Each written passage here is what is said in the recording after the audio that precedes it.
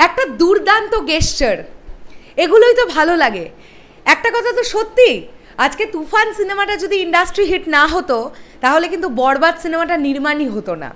আজকে বরবাদের প্রডিউসাররা যখন প্রথমবারের জন্য বাংলা সিনেমায় টাকা লগ্নি করেছেন, তারা মার্কেটটা সার্ভে করেছেন, তারা দেখেছেন যে জাস্ট কিছুদিন আগেই তুফানের মতন এরকম একটা all time blockbuster cinema Bangladesh film industry থেকে বেরিয়েছে। তাই জন্যই কিন্তু তারা ভরসাটা নিয়ে এত কোটি টাকা বাজেট দিয়ে বরবাদ তৈরি করেছে। যখন আমরা দেখতে পাচ্ছি ডিরেক্টর রায়হান রফি মেহেদী হাসান হৃদয়কে বুকে জড়িয়ে ধরছেন এবং ওপেনলি বলছেন তুফানের রেকর্ড ভাঙতে এসেছে এই বরবাদ, তুফানের রেকর্ড ভাঙবে, তখন কোথাও গিয়ে এটা আমাদের কাছে দারুণ লাগছে। আমরা যারা দর্শকেরা আছি, এটা আমাদের কাছে ভীষণ ভালো লাগার একটা ব্যাপার। আমি আজকে সকালবেলায় একটা ভিডিওতে এটা আলোচনা করছিলাম যে রাফি ভাইয়ার কম্পিটিটর দরকার ছিল মার্কেটে।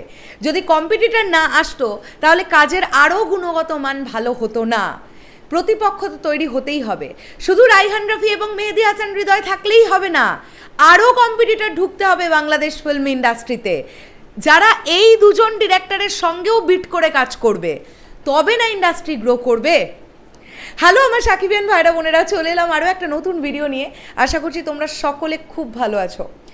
পজিটিভ যা রিভিউ পাচ্ছি দর্শকদের কাছ থেকে, প্রত্যেকেই এটা বলছেন যে তুফানের রেকর্ডকে ভেঙে দেবে বরবাদ। মানে এটা সকলে এটা বলছেন যে মেকিংয়ের দিক থেকেও বরবাদ আরও ভালো, গল্পের দিক থেকে বিশাল স্ট্রং, চারিদিক থেকে পজিটিভ পজিটিভ পজিটিভ রিভিউ। যারা বাংলাদেশের ক্রিটিক্স আছেন, যারা সিনেমাকে নিয়ে কাটাছেড়া করেন, বাজেটাকে বাজেই বলেন ওপেনলি, কখনো কখনো সিনেমাকে ধুয়ে শেষ করে দেন, তারা পর্যন্ত বরবাদ নিয়ে এতটা ইতিবাচক, তার মানেই তো গল্প সত্যি তৈরি হয়েছে। আর এত অডিয়েন্স হল থেকে বেরিয়ে যে রিয়াকশন দিচ্ছেন, সেটা তো মিথ্যে হতে পারে না। দর্শকের ভালো লেগে গেছে এই ছবি, এবং এটা কোথাও গিয়ে আমাদের মনে হচ্ছে সত্যি তুফানের যে 56 কোটি টাকার রেকর্ডটা আছে, ইন্ডাস্ট্রি হিট সিনেমা ছিল তুফান 2024 সালে, কোথাও গিয়ে মনে হচ্ছে সেটা কিন্তু ভেঙে দিতে চলে এসেছে বরবাদ, যেটা 56 কোটি টাকার ওপরে গিয়ে ব্যবসা করবে। 100 কোটি টাকাও লোডিং হয়ে যেতে পারে, কিন্তু বলা যাচ্ছে না। কতগুলো কান্ট্রিতে মুক্তি পাবে এটা ভাবো। আচ্ছা, এটার সঙ্গে সঙ্গে আরও একটা বিষয় নিয়ে কথা বলতে চাই এই ভিডিওতে। প্রযোজক বলছেন আজকে সকালে তিনি ইমোশনাল হয়ে গিয়ে কেঁদে ফেলেছেন। এত একটা ঝড়ঝাপটার পরে সবথেকে বড় কথা হচ্ছে একজন মহিলা প্রডিউসার।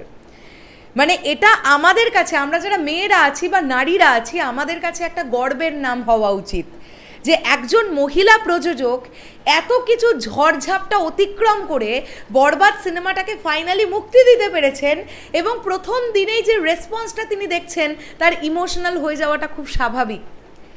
শাহরিন দিদিকে কিন্তু আমরা সেই দিন ইমোশনাল হতে দেখিনি যেদিন সেন্সর বোর্ডের বা সেন্সর সার্টিফিকেশন বোর্ডের ওই ঝামেলা পোহাতে হচ্ছে।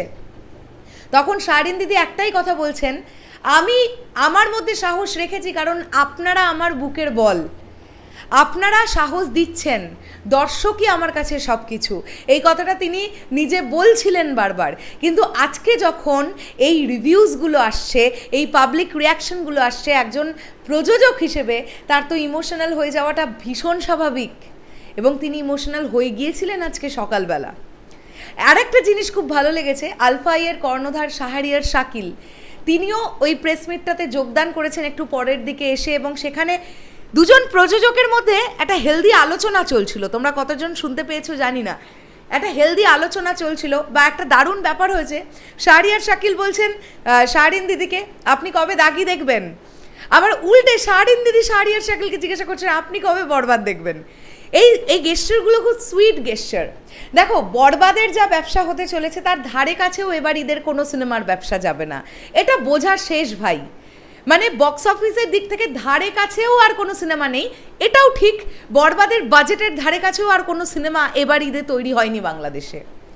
সো আমরা তো ডেফিনেটলি এটা আশাই করব যে বরবাদের ব্যবসাটা সব থেকে বেশি হবে। বারবারই তো বলছি একটা কথা, আজকে বরবাদের প্রডিউসার যদি লাভবান হন, তিনি আরও বড় বাজেটের ফিল্ম নিয়ে আসবেন। শেষ করলাম ভিডিওটা, আসছি আবার খুব শীঘ্রই নতুন কোনো ভিডিও নিয়ে। তাহলে এখনের জন্যে টাটা।